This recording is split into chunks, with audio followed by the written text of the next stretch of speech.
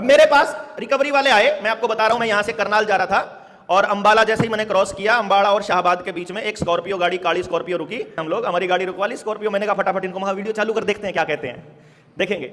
वो आया जी, उसने उतारी, वो गाड़ी नरेंद्र के नाम है, नरेंद्र विद्यार्थी के नाम।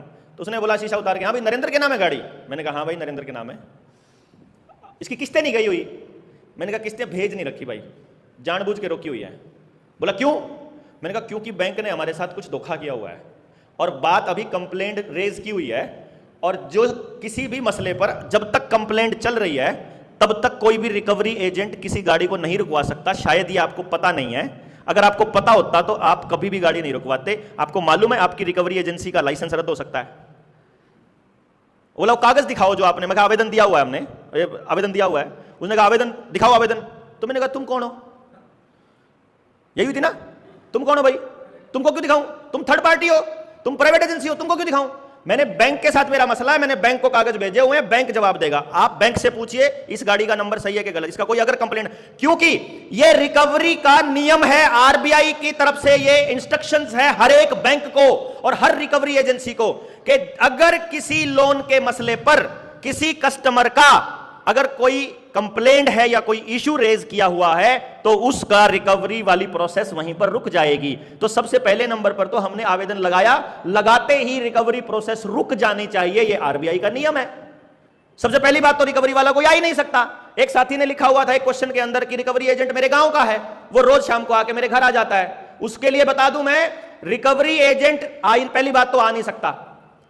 दूसरे नंबर पर आएगा तो फोन करके अपॉइंटमेंट लेके आ सकता है। ये रिकवरी एजेंसी को नियम दिए हुए हैं, उसको पूछ लेना आज जा करके कैसा है, ये वीडियो दिखा देना कि इतनी बाड़ी काट के बता देना रिकवरी एजेंट को कि पहले ये बात सुन ले, अगर इसमें झूठ हो तो बता।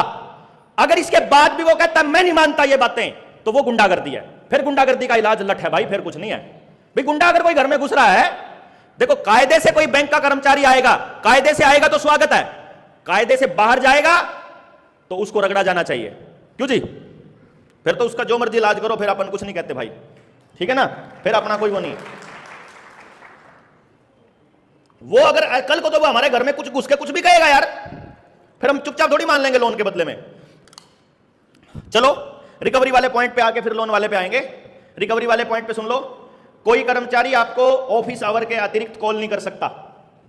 अगर 9 से 5 का, 9 से 6 का या 8 से 7 का जो भी समय है रिकवरी का, आप बैंक की वेबसाइट पर जाइए। बैंक की वेबसाइट, जिस बैंक से आपने लोन लिया हुआ है उस बैंक की वेबसाइट के ऊपर रिकवरी एजेंसीज का नाम लिखा होता है कि हमारी ये रिकवरी एजेंसियों को हमने ठेका दिया हुआ है। उन रिकवरी एजेंसियों के मालिकों के नंबर लिखे होते हैं, वहां पर सब कुछ लिखा होता है, वो लिखो। और जो रिकवरी एजेंसी वाला आपके यहाँ आता है, बैंक वालों को कंप्लेंट करके बोलो कि ये आदमी आता है, इसका ये फोन नंबर है, मेल कर दो आप। वो आदमी की रिकवरी एजेंसी गायब हो जाएगी, खत्म हो जाएगी, जो आदमी गलत करेगा। तो इसमें मजबूत आप हो। सबसे पहली बात, ऑफिस के जो टाइम है उससे पहले कॉल नहीं कर सकता, उसके बाद कॉल नहीं कर सकता। दूसरा, फोन पर आपसे जबरदस्ती करने की या धमकी देने की या जोर से भी नहीं बोल सकता। वो पोलाइटली बोलेगा, वो प्यार से आपको समझा सकता है कि अगर आप लोन चुकता नहीं करेंगे तो आपका सिबिल खराब हो जाएगा। वकील साहब गलत तो नहीं कह रहा, ठीक है? दूसरे नंबर पर, मैं कोई गलत हो तो हाथ ठाके बोल देना कि ये गलत है, ठीक है जी। अब वो आपको धमका नहीं सकता, आपके माता पिता को, यहां तक कि आपकी पत्नी को भी नहीं बता सकता कि इस बंदे ने लोन लिया हुआ है। समझ गए? अगर उसने आपके परिवार के सामने आपसे पैसे मांग लिए या उसने किसी के सामने आपसे पैसे मांग लिए तो कंप्लेंट करो उसकी उसी टाइम, किसकी रिकवरी की एजेंसी रद्द करो, करी जाए। हम कंप्लेंट ही नहीं करते, हमको ज्ञान ही समझ ही नहीं है कि ये आदमी गलत कर रहा है पहले नंबर पर। इससे आगे वो किसी रिश्तेदार के यहां फोन नहीं कर सकता। अभी एक कॉल आई थी मेरे, एक क्वेश्चन है इसके अंदर कि एप्लीकेशन के थ्रू लोन लिया हुआ है, उसने वहां से सारा डेटा उठा लिया और वो रिश्तेदारों को फोन करते हैं। आपके घर वालों को ही नहीं बता सकते, रिश्तेदारों को तो कैसे बता देंगे? फटाक से कंप्लेंट रेज करके बताओ, वहां बैंकों को बताओ कि इस आदमी ने इस बंदे के पास फोन किया इस तारीख को। अगर रिकॉर्डिंग है तो वो रिकॉर्डिंग अटैच करके मेल में अटैच कर दो, बात खत्म। अब उसकी एजेंसी गायब। तो यहां पर रिकवरी एजेंसी की टेंशन खत्म हो गई जी। जब तक कोई भी कंप्लेंट रेज की हुई है, रिकवरी वहीं पर रुक जाएगी। रिकवरी एजेंट ना बदतमीजी कर सकता, ना अननेसेसरी फोन कर सकता, ना फोन पर जोर से बोल सकता, ना किसी और के सामने बता सकता, ना आपको रास्ते में गाड़ी रुकवा सकता। ये भी बता रहा हूं मैं आपको, रास्ते में गाड़ी रुकवा भी नहीं सकता। गाड़ी छीनना तो दूर की बात है, अगर आपसे गाड़ी छीन रहा है इसका मतलब या तो आपने उसको कुछ बोला नहीं या आपके पास लठ नहीं। अगली लाइन जो मैंने रिकवरी वाले केस में बताई थी, कोई भी रिकवरी एजेंट आपकी गाड़ी में लगी हुई चाबी नहीं निकाल सकता।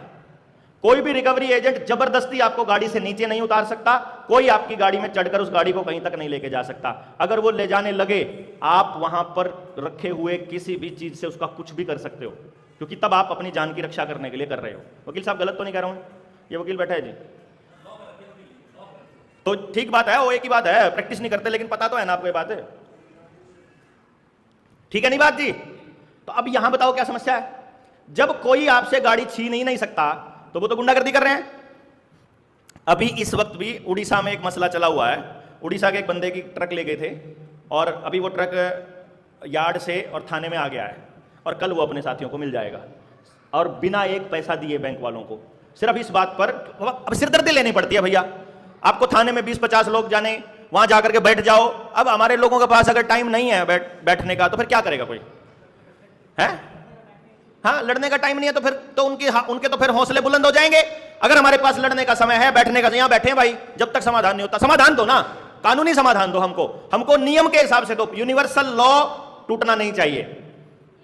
सबसे बड़ा है दुनिया की हर सरकार, हर अदालत, हर आईपीसी, हर चीज से बड़ा यूनिवर्सल लॉ। क्यों जी? कोई भी कानून अगर यूनिवर्सल लॉ को तोड़ता है तो वो कानून नल एंड वॉइड माना जाता है। वहां पर नेचुरल जस्टिस जरूर प्रिवेल करना चाहिए। यही नियम होता है हर न्याय का, कि कुदरती नियम एग्जिस्ट करना चाहिए। अब कुदरती नियम तो यह कहता है कि किसी भी आदमी के जीने का हक ना छीना जाए। भाई मेरा तो रोजी रोटी यही है, वो नहीं छीन सकता, कोर्ट भी नहीं छीन सकता इसको। कोर्ट भी आपकी गाड़ी को सरेंडर नहीं करवा सकता, लेकिन वो तब होगा जब हमें लड़ने की मतलब समझ होगी और हिम्मत होगी और समय होगा। ये होगा कि कोई और लड़े, फिर नहीं होगा। तो हम फिर से वहीं आते हैं, रिकवरी वाली प्रोसेस समझ आ गई थी सबको? कोई कंडीशन ऐसी नहीं है जो मैंने नहीं स्टडी मतलब उसमें नहीं कवर की।